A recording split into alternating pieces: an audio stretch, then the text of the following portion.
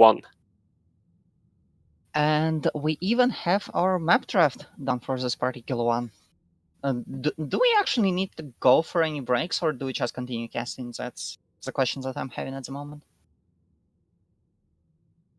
Indeed, I mean, I'm okay to just continue going, and I think that's exactly the thing that will happen right here, because we do have the map draft done already. Yeah, we will continue. There will be no pause, I guess, maybe after the second game in the semifinals. But so far, we got a ban on Dragonshire, on Brax's Holdout, on Battlefield of Eternity, and on Sky Temple as well. No one likes the map Sky Temple, isn't it? Way more people like to not ban Sky Temple compared to Roxy's Holdout, let's be honest. But yeah, let's see. We do have Infernal Shrines as our first map, and this draft is already a lot more conventional to what I would expect from Division 6, Division 7. We do have our weirdish maps banned. We do have our Dragonshires, our Braxis maps banned because people do not like to play around solo lane much. We do have our Sky Temple banned because people do not like to play single player PvE puzzles. They like to play PvP, they like to fight a lot. And we do have Infernal Shrines playing. And if there is one map that I would imagine a game of HOTS happening on, it would probably be Infernal Shrines, let's be honest. Yeah, Infernal Shrines. One of the maps all of the teams all over the place, Heroes Lounge, very likes to play. And yeah, when it comes down to Shrine Clear, then in my experience, heroes like Sonya or Malthael, Leoric, those bruisers are pretty good in clearing the little minions that popped out onto the objective. But in this upcoming match, I'm ready for just everything. There's also the Rare Cup Superstar, Kalthas, the match that, sorry, the character that we don't see quite often in higher divisions, but a character that is very solid, especially on Infernal Shrines, with all of his clear, with all of the other stuff that he's able to provide. We are in the lobby already. We are waiting for teams to get into the lobby and ready up so we can start our game going. So let's go on. I'll be honest, I have forgot to do my prep on those two teams because we had to cast the previous series. So let's figure out what they are actually doing. Blackheart's Booty Call are playing with a sub this time around, and that sub has a little bit of a preference. He has stated in conversations with me that he very much wants to play Gazlowe every single game. But he did show some affinity for Dihaka while Gazlowe was not available, so Samu is sure he's just being very happy in chat. And talking about Gazlowe, Gazlowe, of course, is another good hero on the shrine. Can sort all of the enemy teams by placing the bombs and the lasers, and much more terrifying are the turrets. Normally, you ignore the turrets and head for the next hero to grab and kill, and in the meantime, the turrets will just continue to shoot not only on the heroes but also on the little shrine minions, and can help you out to collect more and more to gather 40 of those little things and to create one of those punishers. Meanwhile, against Blackheart's Booty Call, we have Mighty Minion Army who have won their quarterfinal 2-1 against Shoryuken and who have won a title of Nexus Rumble, the lower Nexus Rumble, for 1 week. You ask me what is Nexus Rumble? I have to give you an answer. Why wouldn't you ask me that? The Nexus Rumble is possibly the most exciting and innovative Heroes of the Storm series. It starts at 1930 CET most Sundays and is a winner stays on style mini tournament. But because of the draw show, wait, that one is an outdated past. But because of the cups this week, it's December 13th at 1930 CET. Why it's this week? Don't ask me. Ask people who care about it. Tell all your friends. Tell your friends. Tell your friends, moms, sisters, nephews, friends. Because the most exciting games are always in the Nexus Rumble, which this past is actually incorrect because Rare Cup is the most important one. And this match is actually going to be very close, I think, very interesting at least. Indeed.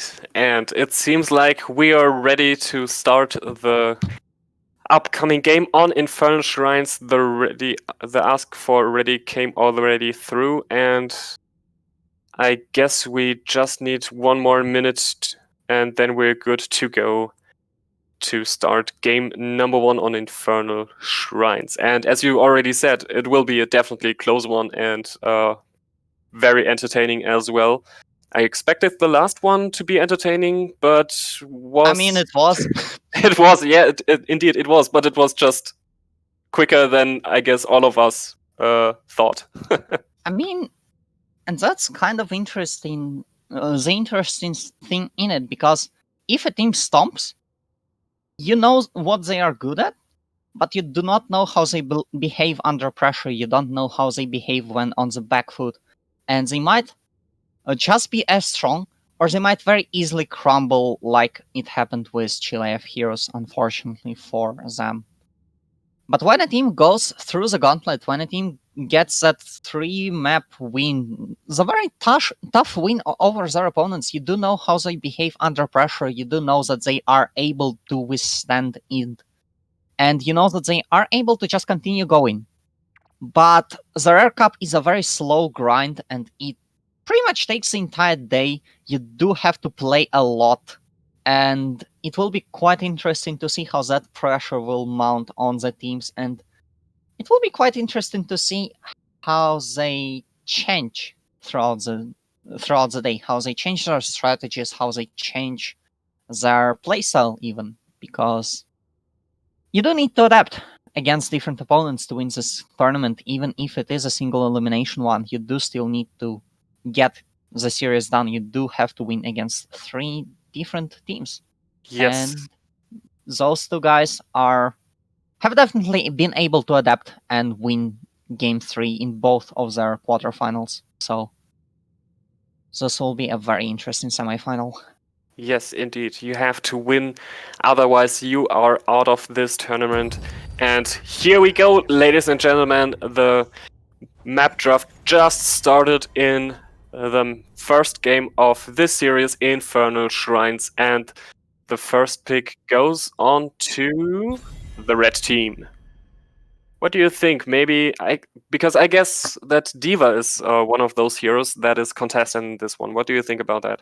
Well, I'll be honest, I don't think either of us knows much about how those teams play besides watching their quarterfinal.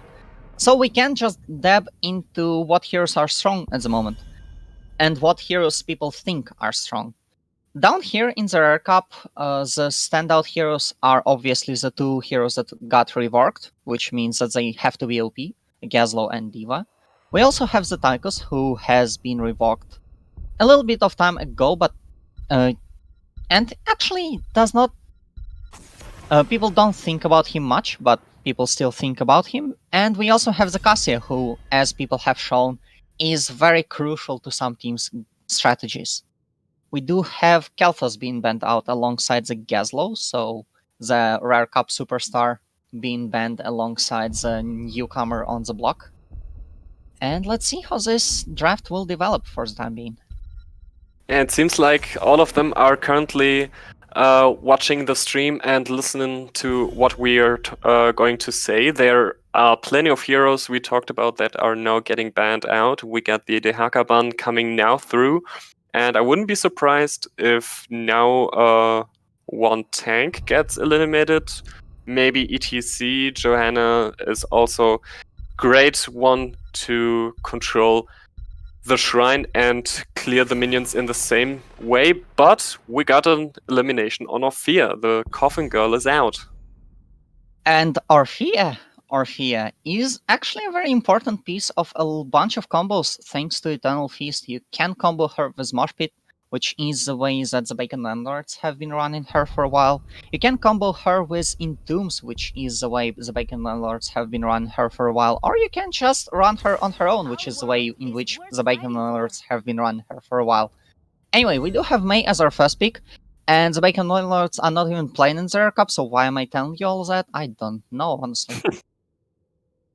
May comes out, and especially the Avalanche is the most popular heroic ability that she can bring out. But the Ice Wall, definitely also a heroic ability that you need to take care of. And here we go with Diva, and the little Sand Gnome comes in as well. We got Chromie picked by the blue team, and the next phase will show the next two pick of the Mighty Minion army.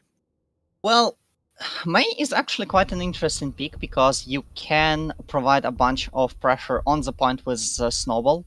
You can provide a disengage with an Avalanche or even an engage with Ice Wall, which is very interesting on this map because there are a lot of choke points. And speaking of choke points, we have the Tester who can wall them off. And speaking of area control, area denial, we do have the Tester with his Ws, with his Qs who can provide a lot of damage and even maybe go for the Black Hole if need be. And we also have the Brightwing with his Emerald Wind. Mariloon's rather famous Brightwing. I think Mariloon is a guy that you might have probably heard about as 42. He did change his nickname for this season, I believe. And I don't think it has impaired him in any way. The Brightwing is still as deadly as ever.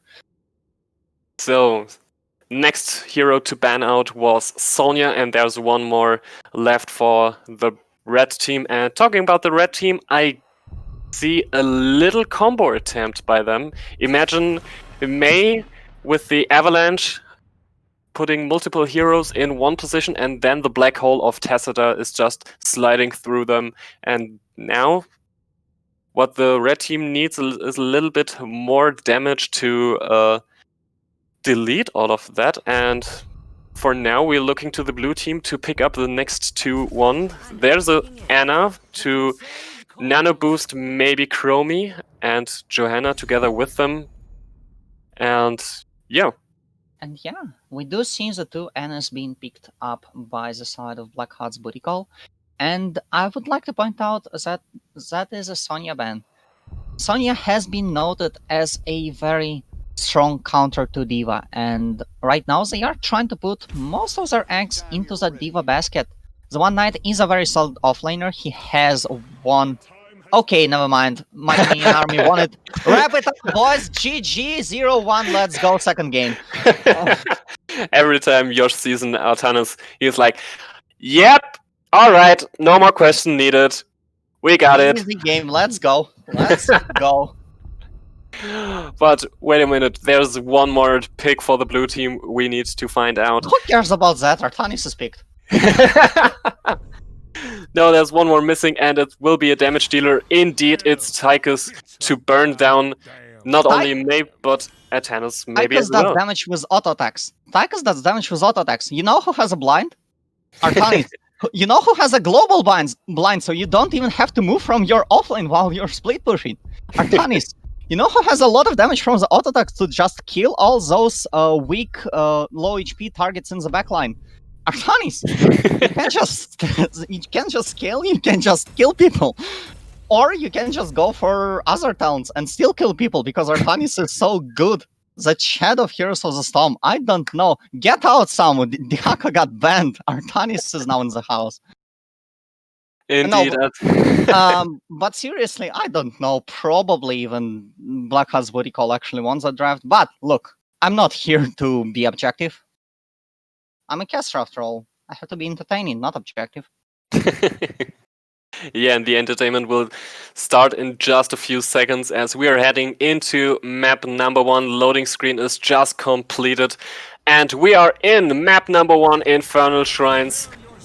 The Blackheart booty calls against the Mighty Minion army. And to the left side, in the blue side, we got Diva played by the One Knight. Grand Oak on Johanna. The Old Master is playing the Chromie. Fats on Anna. And Super Average is playing the Tychus. And on the right side, playing for the mighty Minion army, we do have Mriloon on Brightwing, Skrat playing as the Tester, Schroer on Mei. Boba Fett is running in as Rainer, and Omi Chachu is playing as the Protector of Ire, the strongest Protoss of them all, a very solid offlaner, and a character that I can pretty sure say with certainty that he's the best StarCraft offlaner there is, even though some dumb people on the second channel may think otherwise. Artanis. And first of all, the red team got some stacks they need to collect or together. And first of all, we got for sure the Q quest from Tacita, the static charge. And your favorite hero, my friend, got also his stacking quest, the Protector of Iur. Or how do you pronounce that? I believe you are correct in your pronunciation. By the way, the pronunciation of the word pronunciation is very annoying, and please do make that pronunciation word easier to pronounce. Anyway, we do have Omishachu getting that early brawls with the One Knight. The One Knight has been playing alongside me for a while, and therefore he knows how to counteract Zartanis. Notably, you do not want to give him the brawls, you do not want to give him the fights, you do not want to give him auto attacks, and that way you can negate that all one talent. So Diva pretty much trying to lay back. Meanwhile, in the foreman some stuff is happening, but I'm here to talk about Artanis, right? Definitely. Both teams are grabbing their siege camp on the left and the right side, and normally one team is going up to the lane to defend the camp, but this time both teams are heading into the bot lane to deal with, first of all, themselves. There's another big charge on Tacita, who's up to 25 stacks already, and so far the red team is not dealing with so much trouble, and both of the teams are going into the middle to defend again. Let's see. The action is happening in the mid lane, but let's be honest, no one's killing anyone, so it has to be boring. We did see both teams actually going straight up for the bottom, because you don't need to defend the mid lane if you have your camps there to defend. The waves will just bounce into each other, and you don't want to give the enemy team experience for the bot cap. However, now the situation is a bit different. We do see the Brightwing with the bribe, so a bribe win moving up with Boba Fett, and just gonna get that Bruiser camp right on time for the objective to make sure that the enemy team has to choose between the bot lane and the top lane to choose where they want to defend, while their opponents do take the bot camp. Indeed, the blue team might thinking to pick up their own bruiser camp in the meantime, just before the first shrine is active, and indeed they do. They want not to deal with that kind of pressure to choose what lane they have to go, but indeed they're going for the camp and are now a little bit late entering the party on the bot lane. The red team already got 16 so far, so let's see. And so far, it just has been a very solid game from Mighty Minion Army in terms of the decisions that they have been making. You do have the rotation up top to take the Bruise Camp, to take it earlier than your opponent. You do have the ability to just take that extra advantage on the point straight afterwards because you are a little bit ahead with your decisions. And that camp on the bot lane did not even do anything. We do have 35 heads against 19 on the blue side, but the blue side is looking to engage a little bit, although it does not look too great. We do see the Mei with her snowballs blinding the Tychus as well and just denying all of those damage, while Bribewing is able to pick up those last few minions for the Arcane Punisher to spawn in the bot lane. The first Punisher, as you said, is an Arcane Punisher heading into the bottom lane. Johanna attacked that, put on the shield and was unstoppable and not stunned out. Pretty quick in clearing, and now maybe an opportunity to turn it against the red team. Nicely done by the Johanna to grab all of them, and Boba Fett is in a little bit of trouble. Can he get away? Yes, he's shooting away this Johanna and is saving himself for now. And now the rotation to the camps are back up. But for now, the blue team is a little bit more ahead when it comes to experience. There's a little attack on Artanis. Well, are you worried? Probably yes, but look. We do have the Diva explosion instead, and the Diva herself will actually get killed as well, but that leads into a very solid condemned by Grand Oak, and we do have the Rainer dying as well. So unfortunately with Artanis done, MMA does not have much of a carry, and that kinda shows. And we do see that the One Knight is actually counteracting Zartanis' strategy very well here. The Diva goes to split pushing, goes to double soaking, and Artanis is a little bit weaker in that regard. So first of all, Diva is denying him brawls, Diva is denying him fights. You have to go and run after her, you have to go and catch her to actually get those auto attacks in. Second of all, you do split push, which Diva does a lot better than Artanis does, unfortunately for the Protoss. And so far, very nice counteraction for what MMA has prepared as our offlane choices. Oh, there's a nano boost on Chromie. The old master's looking for targets. There's a blast shield as well, and Tacita gets deleted. Level 10 abilities just came through for the blue team, and immediately they become aggressive, and they were looking to destroy the first target. There's the Odin as well. Transformers are coming into the bot lane, and they're opening the wall, deleting one of the towers, and looking for even more. We also have Subdue completed for the Johanna, which is kind of huge. We do have the Avalanche, which connects on literally no one, which looks kind of sad, sure, not looking too great, especially considering that the Ice Block is already down, but the mount from Brightwing will not be quick enough. The Grand Oak is trying to back out, but will not be able to do so, although the time trap from Chromie is enough to stop Amichashu and the rest of the team from engaging on top.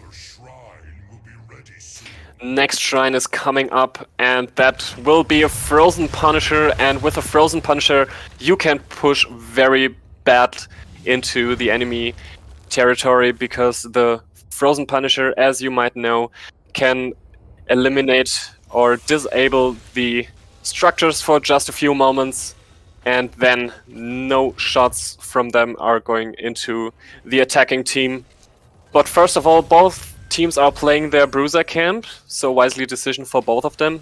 And now this time around, Blackheart's booty call are actually slightly quicker there, which allows them to take that few initial hits on the objective. However, both teams seem to be there. We do have the slow incense from Chromie interrupting the entry to the objective, and we do see Omishachu getting the swap on Fats, and that might be the engage that they wanted. Fats not looking too great. Ana is killed already, and that's a support. We do have the laser for Artanis. Why? What? No, come on. Anyways, the game continues on. We do have the One Knight getting out of and back into the mech. Omishachu now not looking too great, but that is his own maze snowball, so it doesn't matter too much. And both teams seem generally to be quite fine. Omishachu finding a swap on the One Knight and continuing to engage on the Taika's Avalanche and connecting with both the Chromie and the Joanna, but the Chromie will be the main target of this particular engage. The timeout runs out, and the Chromie is running out of life rather quickly as well. The Frozen Punisher is taken by the blue team, not the red one, funnily enough.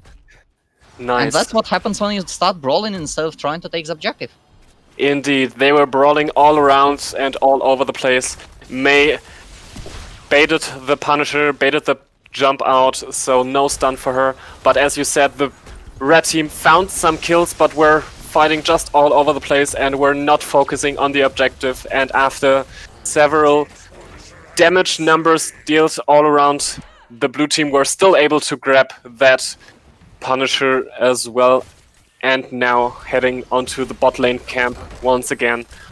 We got, in the meantime, 145 stacks for Artanis so far, and 100 stacks on the static charge of Tacita, so he's halfway through, and the next camp could be the next place to fight. Let's see. To put this into perspective for you, at 400 stacks, Artanis' level 1 becomes like he's level 7, but charged at all times. So Artanis' level 7 allows you to deal a little bit Never mind, he actually survived. Not looking like a good game to prove my point, but MMA are still trying to do stuff. They are still taking their camps. Unfortunately, they were not able to take the objective, which allowed Blackheart's booty call to get that extra time and go for the bot camp, while their opponents were trying to deal with the objective. But they are still roughly equal. They are actually still on the same level, even though Blackheart's booty call have a little, well, a medium-sized advantage, shall we say that? Yeah. And the game continues on. So far, none of these structures went down. Even one or two walls went down, but all the healing fountains, all the forts are still standing. So that gives me a slight information that this game will be a little bit longer than the previous. You know who benefits from a longer game? A character with an infinite stacking quest. Indeed. Let's see how many stacks. 16% for the time being, and 16% extra attack damage is what we're looking at. Another avalanche on Fats misses this time around. Shror continuing to try and look for those gusts, but he's not exactly a Falstad, and avalanche is a little bit smaller than the mighty gust. So those are a little bit harder to find, and now that Ana is actually focusing on dodging those, it becomes a mistake by the mate to go for it, because you risk too much for a thing that's not exactly the most impactful if you get it. Yeah, you have to weigh the risk against the reward, and the risk is a little bit much. Omichachu gets just eliminated on the top lane, was walking straight through the slowing sands, and just Brightwing was just not quick enough to teleport and save his offlaner. And it's another kill against the red team. And the red team, they get their level 16 talents just now, but the blue team with the head start onto objective number 3. And yeah, from my perspective, they will get that Punisher right now as well, because they're one hero short. But so far there's a sleep attempt, and there are body blocks all over the place, and D.Va gets eliminated once again, and they're even looking for more. D.Va do be quite alive and zooming. Mei is one getting eliminated. We do have the slowing sands pressed. We do have the Medallion to try and get out. Grand Oak gets swapped back in. The Medallion is pressed by the Chilhanna to keep herself alive, and doing so successfully. Tychus dies. Meanwhile, Grand Oak will press the shield to stay alive for just a little bit longer. Omichachu trying to go in, but the E is still on cooldown, so he's not able to do so. Ends one night. Now going to let the mech explode. 37 heads, which will mean that on this explosion, the objective is taken by the blue team. Nice. The next Punisher for the blue team heads into the top lane, and I guess that's the time of when the first structure will fall. And here we go. The Punisher is speeding everything out of the top lane structure, and the first 4 is eliminated. And in the meantime, the red team is waiting behind the wall and are looking to bait the Punisher over. There we go. And now every structure can help out to defend against that Punisher. Did you see that sleep right on top of Shore to deny the Mei the ability to ice block? That was very solid, cheeky play from Fats, which resulted in a lot of damage being done to the Mei, which was quite nasty in my opinion, because the Mei gets stunned by the Chump, and normally you would prevent that by pressing the ice block and just go in and regain some HP, but not in this case. You get slapped, and then you get stunned right afterward. We do have Omichachu being engaged on once again. I mean, Artanis might be very decent in a 1v1 or a 1v1 as long as you continue making it a 1v1, but 1v5, no one is particularly strong, honestly, except for maybe the Maltail, nano boosted. Let's not talk about Banak, he already lost. The games continue on. The teamfight will not result in anyone being dead, but some ultimates have been pressed, including that Avalanche. There was just a nice attempt of avalanching Tychus into the enemy team, but he was able to dash away. And the laser also was popped out, so was the Archon. So there were a lot of ultimates the red team were trying to use to kill Tychus, but they were just not able to finish one of those heroes. And when I take a look to the kill count, 9-4, and the blue team nearly completed the race to level 20, then I guess it will be a rough time for the blue team. But as you said, the longer the game lasts, the more stacks the heroes can get, and we have for now Atanas with 231 stacks. You just read all the numbers except for the last one, and that's the amount of percentage that he has extra on his auto attacks. That's generally easier to pronounce, usually. Okay. Anyway, we do have level 20 finally hitting for the team in blue. Not that they needed it, because they also have the Chromie, so they had the talent advantage already. But there's no kill like overkill, and overkill is no kill at all. Well, it is actually, but look. We do have the engage on the Baruza camp of their opponents, which MMA will recognize because that they don't have anything, and will just back out, unless Shore wants to go cheeky and try and get some avalanches. We do have the time trap to interrupt all of that, and the fight's not happening. No. Not willing to dive under the fort just yet. But look at the wave that's now coming onto the top lane. There's a double Bruiser camp together with a cannon.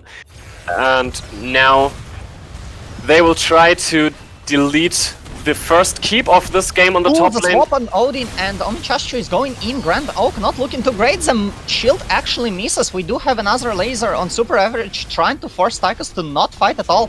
But the Tychus has the dash and can continue fighting even if minor damage taken. You do not usually care about this. Artanis is dead already. We do have an attempt on the core, or just some kills. I don't know. Ooh, that's a triple avalanche, and Tassada was trying to kill them. He was very low, but they found the kills anyway. We got a kill against Johanna and Tychus, and that shuts down the attempt of trying to core this game already. And now both of the teams will get to the objective to shrine number 4. That will be an arcane shrine.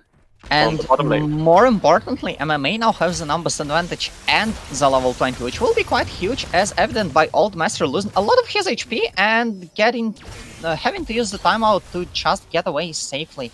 He will be able to do so, which is a little bit of a shame, because I always like the Artanis team gaining advantages, but, you know, the game will continue on, and getting a very solid head start on the objective is enough of an advantage as is, honestly. It's not like we need any of those extra advantages, Babaka. We do have Artanis going for the Zealot's charge on level 20, increasing the range from which he can engage, which is quite a solid idea after you get those stacks, but so far you only have 24 extra % on your auto attacks, so your damage is quite a bit limited. However, MMA managed to get their Punisher. It is once again an Arcane Punisher in the bottom lane. I don't know how much they can push with it, probably not at all, but it is still something that they achieve. Yeah, I guess they're at least able to eliminate the fort in the bottom lane, but correct me if I'm wrong, but I guess that's the first Punisher for the red team, so they were eliminate 2 heroes, and that stun over there was also a great opportunity, but they're a little bit splitted as Tannis is now joining the team. The pings are already on the bushes. Retreat! Retreat! Funnily enough, I believe Mighty Minion Army have actually gotten the first Punisher, which also was an Arcane Punisher in the bottom lane, so history repeats itself.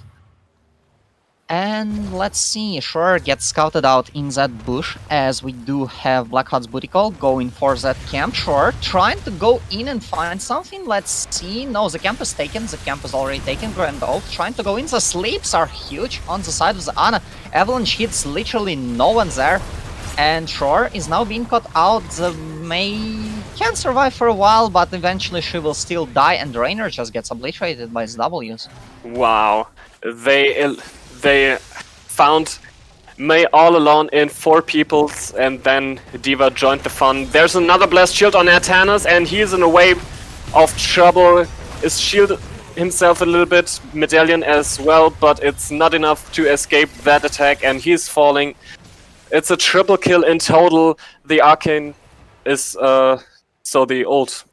I mean the so the Arcane, yeah, I was right. Yes. Okay. Yes. I was right. The icon was popped as well.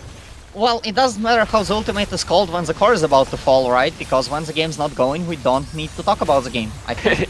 Anyway, the shields are down already. We do not have any avalanches because the Mei is dead, so we don't have any disengage. But the catapults are killed, so that's at least nice. Super Average continuing to do damage to the core. They need to start looking at him in the near future, but with only Mariloon alive, I don't think MMA can turn this back. And yes, indeed, the core falls down, and Blackheart's booty call gets our first game of the set. Nicely done. Very well played. The Atanas, I know you hate to hear that word, but I guess the Atanas was not the best pick. Anyway, we got big amount of kills for the blue team, 14 in total, and 6 kills for the red kills, and for the red team. And the top damage are very close. We got 63,000 damage for Chromie and 62,000 damage for Tacita. So both of the mages are nearly head to head when it comes to the hero damage. But in total, the blue team were just in control of this map and didn't want to lose that, and indeed taking the lead in this series. Allow me to retaliate, mainly by saying the age-old argument of don't blame the pig, blame the player. Because there were some better talent options that you could have gotten for example, against the Chromie, against all of the damage that you see against you. On level 13, you probably want that little bit extra ability armor, just to take a little bit less damage from the Chromie, a little bit less damage from all of those targets. You also probably want the actual blinds, because blinds can just turn the fight around on themselves, and using laser beam. I'm salty. I'm a little bit salty, and I'm taking it out on the players, which is not exactly the best thing to do when you're casting for the entirety of Heroes Lounge. By the way, signups for Season 14 are open now, and you might want to go and do that. Yes. But I like what Mighty Minion Army are trying to do. They have tried to go for some rather interesting place. They have tried to go for something experimental, trying to catch out their opponents. Unfortunately, it did not work. The avalanches did not quite work. The Artanis Peak, as much as it pains me to say, did not quite work. Also, it was played incorrectly, but that's me being salty more than anything else. And yeah, at least now you have your choice between the map and the first pick, and you can try to base your strategy for game number 2 from what you decide instead of what your opponent might go for. All right, we're taking a little pause, or at least not the stream in general, but the players, and we are still excited to see what the teams are going to pick. And of course, the Blackheart's booty call as winner are not in the way to either pick or choose their decision for map pick or first pick, but the red team it is, and we are still waiting. So yeah, what do you think? Is the red team coming back into this? Do they got what it takes to come back into this? Well, look, they have picked Artanis, so they have to win this match. Okay. So that means that they will win game number 2. The question is, what are they gonna go for? Usually, you do go for the map pick if you have some specific strategies that you're trying to do, or if there are too many OP heroes in the pool out of which you can choose. Because you get the 2 best options, not counting the bestest best option, if it makes any sense. So, let's figure that out together.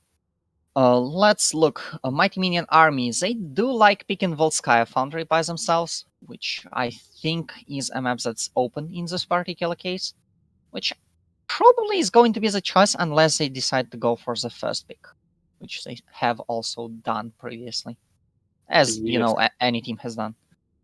Volskaya is up indeed, And very interesting by talking about Volskaya, the Blackheart booty call. They didn't pick the map in the season by themselves, but it was picked against them 5 times. But they still got a 100% win rate on that. Well, I guess there will be Novel Sky Foundry because Mighty Minion Army have picked first pick.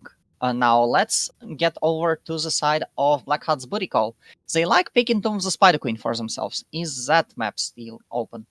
Yes, this map is still open indeed, and could be a potential pick for them, definitely. But Cursed Hollow, also a map that's still available, could be a pick for them. And Oh, and that opens up some interesting choices, right? Because Cursed Hollow is a very macro-oriented map.